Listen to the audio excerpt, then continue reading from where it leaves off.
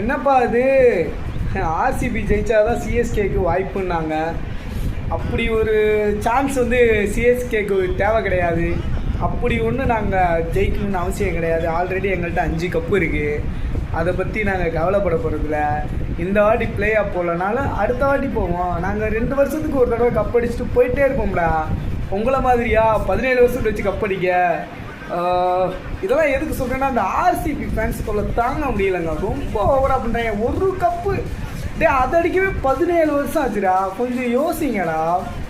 நீங்களாம் பேசவே கூடாது. என்னத்த சொல்ல. என்னதான் இன்னைக்கு ஆர்சிபி ஜெயித்தாலும் வந்து கஷ்டம்தான். ஏன்னா என்னை பொறுத்தளவுக்கு பஞ்சாப் ஜெயிக்கணும்னு நினைக்கிறேன். ஆனால் பஞ்சாப் ரொம்ப மோசமையா. எப்படியோ நினச்சிக்கிட்டு இருந்தேன் ஆர்சிபி இன்னைக்கு அடித்து மண்டையை கழுவிடுங்கன்னு. ஒன்றுமே பண்ண முடியாது, பார்த்துக்கலாம். ஆனால் ஆர்சிபி நீங்கள் ஜெயிச்சு அந்த எங்களுக்கு தேவை கிடையாது.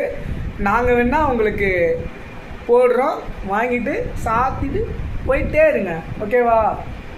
என்றைக்கும் சிஎஸ்கே நாங்கள் தான்.